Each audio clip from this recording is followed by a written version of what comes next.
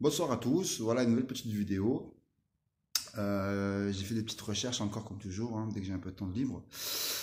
Et là j'ai découvert un truc pas mal, hein, voilà, pour notre fameux Premier ministre, hein, qui d'ailleurs ne connaît pas le litre de gasoil à la pompe, tout comme certains de ses députés de l'Assemblée, où on leur a posé la question, certains leur ont posé la question du prix du gasoil ou d'essence à la pompe.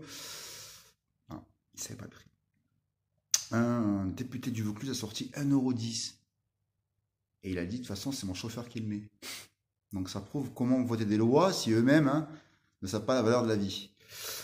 Ben écoutez, notre Premier ministre, eh ben, il n'est pas non plus si blanc que ça. Voilà. Donc je donnerai les noms, puis faites des recherches, hein. Mediapart, ils sont au top. Heureusement qu'il y a un peu des médias un peu comme ça qui sont un peu autonomes et qui sont pas dirigés par les Bolloré et consorts et qui contrôlent l'information en fait, heureusement. Donc le 25 octobre 2018, Marie-Christine Dalloz, qui est rapporteure spéciale de la commission des finances, a dénoncé les dépenses. Je dis bien, hein, c'est ce qui est noté, hein. Donc a dénoncé les dépenses exorbitantes du Premier ministre et de son cabinet. Alors installez-vous, prenez un café, une clope, vous allez bien digérer. Moi, quand je l'ai vu, j'ai eu du mal à digérer. J'ai dit, putain, il nous fait chier pour 50 centimes d'euros. Bref. Donc voilà. Donc, elle a énoncé les dépenses exorbitantes du Premier ministre et de son cabinet, hein. Elle a déposé au crible les dépenses du Premier ministre et les effectifs du Premier ministre. Et cela, écoutez bien. Écoutez bien. Il y a 496 temps plein pour 69 membres de cabinet et 427 personnes chargées de fonctions de support. Alors, ils ne mentionnent pas combien ils sont payés ces gens-là, ni le salaire, ni s'ils ont des droits, enfin des bénéfices sur le taxi ou quoi que ce soit, on ne sait pas. On ne sait pas. Ce qu'on sait, donc ça c'est pour ceux qui payent des impôts, hein. Bon, vous allez me dire, oh, on le savait, pourquoi tu vas pas crier dehors? Voilà, parce que plus on sera nombreux, moi je vous dis, plus ça bougera. La rue a fait tomber les rois, n'oubliez pas. Alors, donc elle a déposé, donc elle a pointé du doigt les dépenses exorbitantes donc excessives, ok, qui s'élèvent, écoutez bien, à 19 millions d'euros sur l'année 2018. Et elle n'est pas finie, parce qu'il y a encore les cadeaux à Noël. Et là, à mon avis, ça doit être plus salé les cadeaux, hein. Enfin, on ne parle pas de cadeaux pour les enfants, bien sûr, hein. On parle de cadeaux pour les lobbies sionistes. Donc voilà, 19 millions d'euros. Mais le pire, c'est que le député rapporte que les membres de ce personnel sont répartis dans 5 étoiles du 7e arrondissement de Paris. Alors pour ceux qui connaissent Paris, le 7e, c'est pas donné. Les dépenses, ok, en loyer pour cette année, hein, donc pour tous ces membres, hein, est de 4,4 millions d'euros. Donc, parmi les 19 millions, il y a 4,4 millions d'euros en loyer d'hôtel, payé à des gens, on ne sait pas qui c'est, on ne sait pas quoi ils servent. Il y a 4,4 millions d'euros. C'est pas fini. Ok. Et il y a aussi les frais de représentation, qui est de l'ordre de 70 000 euros. Les frais de déplacement de 4,1 millions d'euros. Et les dépenses d'intendance, donc qui sont l'alimentation, l'habillement et les sorties. 2,3 millions d'euros. Il y a des gens qui crèvent la dalle. Ils n'ont pas les moyens de se mettre le plein d'essence. Ils n'ont pas les moyens de finir les mois. Malgré qu'ils travaillent, qu'ils soient en couple, ce que vous voulez. Et eux, par an, 4,4 millions d'euros en loyer d'hôtel. Et vous pouvez vérifier, hein. C'est en date du 25 octobre 2018. Et la rapporteure s'appelle Marie-Christine Dalloz. Dalloz, D-A-L-L-O-Z. Voilà, Marie-Christine Dalloz, le 25 octobre 2018. Donc voilà. Donc on se fait bien douser, hein. Donc pour continuer dans cette histoire-là, hein, le seul tournée en Calédonie de novembre 2017, d'accord, du Premier ministre a coûté 816 000 euros 744. Ils ont pu arrondir à 1 million d'euros à ce prix-là. Donc elle dénonce clairement un manque de transparence. Et elle dit bien, ce manque de transparence qui crée la suspicion et alimente les scandales. Traitement préjudiciable à la confiance entre les citoyens et la classe politique. Mot par mot, voilà ce qu'elle dit à la fin de sa commission. Et la plupart des mecs, parce que c'était une grosse assemblée, on voit juste l'image, il y a une vidéo qui est assez rapide. Il y en a plein qui parlent. Hein. C'est la seule qui ouvre sa gueule. Hein. Et elle dit bien, ce manque de transparence qui crée la suspicion et alimente les scandales. Traitement préjudiciable à la confiance entre les citoyens et la classe politique. Mais c'est tout à fait ça. Eux, ils se gavent. Mélenchon, il fait une chanson pendant les élections. Pour ceux qui se gavent. Bon, monsieur Mélenchon, je ne sais pas si vous allez voir notre vidéo, mais apparemment, vous aussi, vous allez au Grand Palais d'Orient, là-bas. Donc, en tant qu'invité ou en tant que... En tout cas, vous y allez. Donc, depuis que je sais que vous y allez, je vous vois différemment maintenant. Je vous mets comme les autres. Kiff, kiff. C'est tous pareil, de toute façon. Je voudrais faire un petit rappel sur l'ISF de l'année dernière. Ok? En 2017, en France, il y avait 358 198 personnes qui étaient potentiellement mis à l'impôt de l'ISF et qui ont un patrimoine total, écoutez bien, de 1028 milliards. Les 358 198 personnes qui sont souvent millionnaires, qui ont réussi, tant mieux pour eux, ont 1028 milliards en tout de richesse, entre tous. Et Macron, sur les 1028 milliards, il a pris 3 milliards.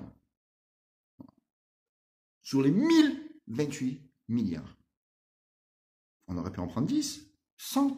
Sur 1000, t'en prends 100, c'est 10%. Pour ceux qui payent des impôts, moi je vous avoue, je n'ai pas beaucoup payé dans ma vie.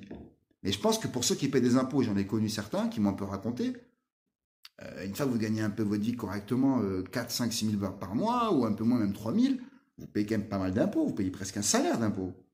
D'accord? Un salaire au mois, je parle. Eux, ils ont 1028 milliards de pactole. Et Macron leur prend que 3 milliards.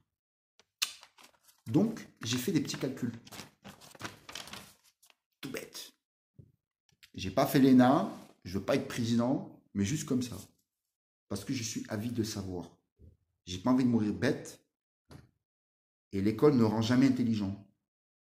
La preuve, il y a des gens qui vont à l'école toute leur vie. Tu leur parles de ça. Ah bon?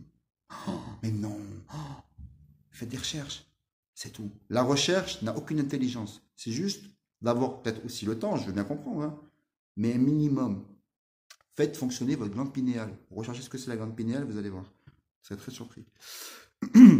Donc sur les 1028 milliards, par exemple, si on leur prend 100 milliards, donc 10%, ok? Et qu'on propose des emplois à 1200 euros par mois, donc j'ai calculé 26 000 euros par personne par an, en comptant les charges, l'URSSAF. Allez, on va compter à 25 000 euros par an par personne. On ferait 3 846 153 emplois. Voilà, 1 200 euros par mois. 3 846 153 emplois. Le chômage est de combien en France, s'il vous plaît? Certains connaissent les chiffres? Merci. Ensuite, il y a 16 millions de retraités en France. Dont, et là c'est ça qui est... Donc plus de la moitié perçoivent 800 euros ou moins sur les 16 millions de retraités en France. Il y en a qui sont morts aussi, les pauvres, mais quand même. Donc pareil, avec un petit calcul, on leur prend 100 milliards, et qu'on leur prend que 200 milliards sur les 1028 milliards. Il y en a encore 800 derrière 2 milliards. Ils sont tranquilles quand même. Hein? Ok? Et qu'on remet à ces 10 millions de personnes, hein, les plus démunis de retraités, qui n'est pas normal d'ailleurs, parce que tout petit, on vous apprend. Travaille dur toute ta vie pour avoir une bonne retraite, pour faire plaisir à tes petits-enfants. Moi, j'ai toujours vu la retraite comme ça parce que j'ai l'image de ma grand-mère qui, malheureusement, avec le peu de moyens qu'elle avait, elle offrait à tout le monde pareil. Voilà. Elle avait de nombreux petits-enfants. Elle avait presque une vingtaine. Et on avait tous pareil. Tous. Sauf que multiplié par 20 la somme, ça faisait un budget quand même. Et ben, malgré tout, elle offrait à tout le monde une petite enveloppe, que ce soit pour l'anniversaire ou pour Noël ou quoi que ce soit. Donc, si on prend les 100 milliards d'euros qu'on leur prend et qu'on donne aux 10 millions de personnes, les retraités les plus démunis, d'accord? Mais c'est simple, hein. Ça fait 10 000 euros par personne, par an, en moyenne, donc plus de 1 000 euros en plus. Donc ceux qui touchent 500 euros de retraite, ils auraient 1 500. Ceux qui touchent 800, 1 800. Ils auraient tous en moyenne presque 1 000 euros de plus. 1 000 euros de plus. Et là, ils vous parlent de quoi à la télé? Non, faut arrêter là. Là, faut tout arrêter. Ou faut bloquer le pays complet, ou samedi, il faut que ça pète, parce que c'est pareil. Monsieur Castaner, pour finir ma vidéo rapidement, Monsieur Castaner, vous me faites rire. Vous nous dites que les policiers, selon la loi là, que Sarkozy a fait d'ailleurs à l'époque, hein, et comme de par hasard par la suite, attentat, posez-vous les questions peut-être. Je ne fais pas de fake news, hein, je ne dis pas de choses qui... Il faut quand même se poser la question. Voilà, c'est tout. Donc c'est Castaner qui dit donc que les policiers, peut-être qu'on aurait le droit de tirer à balles blanc, hein, à vraies balles, pardon, à balles réelles. Or déjà, moi, il y a l'article 9, 23, 25, 27, 28, 32, 15, 12, je les énumère, hein, le 21, le 20, tous ces articles-là des citoyens des droits de l'homme ne sont pas respectés juste avec la parole que vous avez mise à la commission hier ou aujourd'hui, je crois que c'était. Voilà. Déjà, je vais vous dire une chose. La souveraineté réside au peuple. Article 25. C'est-à-dire que vous croyez avoir le pouvoir sur le peuple, mais vous vous trompez. C'est pas vous qui faites le pays, c'est le peuple. Et c'est l'article 25 des droits de l'homme, qui a été modifié d'ailleurs. Qui a été totalement modifié, mais dans le bon sens pour nous, le peuple. D'accord? Et tant d'autres articles qui prouvent A plus B que déjà Macron, t'es pas président, t'as enlevé de la Cour de la République de la justice, hein, le 15 janvier 2018, cette année, tu l'as fait tomber. En faisant ça, vous n'êtes pas jugeable. Aucun du gouvernement d'aujourd'hui n'est jugeable parce que les tribunaux de grande instance n'ont pas les autorités, n'ont pas le pouvoir de pouvoir juger un ministre en activité ou un président. C'est comme si vous, demain, c'est open. Vous faites ce que vous voulez. Braquer des banques, vous pouvez penser au pire des choses, parce que c'est ce qu'ils font au final. Ils braquent pas des banques. Ils nous piquent dans les poches. Donc c'est une escroquerie en bande organisée. Je le répète, que ça me coûte quoi que ce soit, j'en ai rien à foutre. Vos canfémas que vous faites là, j'en ai rien à foutre aussi. Vous m'enlèverez avec ma façon de penser, s'il faut, mais j'enlèverai pas cette façon de penser là. Écoutez bien, il faut que ça pète. Je ne sais pas comment, mais il faut que ça pète. Et ça va péter. Parce qu'ils nous prennent pour des cons. Là, le moratoire qui nous fait sur 6 mois, c'est une grosse connerie. C'est pendant 6 mois, vous allez fermer votre gueule. Mais si le prix du pétrole augmente pendant les 6 mois, vous risquez de vous retrouver dans 6 mois avec le pétrole à 2 euros. Le litre de gasoil ou litre d'essence. À plus de 2 euros. Donc, moi, je vous dis, hein, on nous prend pour des cons. Donc, pour moi, peut-être une des meilleures solutions, hein, taper dans les banques. Hein. Retirer les sous des banques. Hein. Retirer les sous des banques. Retirer les sous des banques. C'est eux qui les alimentent. Donc, voilà. Et pour finir la vidéo, je voudrais vous... Soyez curieux. Sur le traité de Marrakech qui va être signé là. Il y a un traité qui va être signé là le 8 ou le 10 décembre. Je vous le dis maintenant. Hein. Voilà, Macron il a vendu la France. Faites des recherches, vous allez péter un câble. Mais Macron il a vendu la France. Voilà. Donc moi je vous dis, il finira pas son mandat. Hein. Il va partir avant, mais il va nous laisser dans une merde. Mais c'est pas grave. Si après on est unis, on reconstruira le pays comme nos grands-parents ont fait en 39-45 et après 14-18. On se relèvera toujours. Voilà. Sur ce, bonne soirée à tous, le pouvoir au peuple. Et Macron, fait tes cartons. Et puis comme chantent les supporters marseillais, et je voudrais que tous les supporters de tous les stades de foot, de rugby, de tennis même s'il n'y a pas vraiment dans un terrain de tennis, mais chantez-la. Emmanuel Macron, aux têtes de con, on va venir te chercher chez toi. Emmanuel Macron, aux têtes de con, on va venir te chercher chez toi. Et on va venir, Macron, crois-moi, on va venir. On sera nombreux, peut-être 40 millions, on va venir.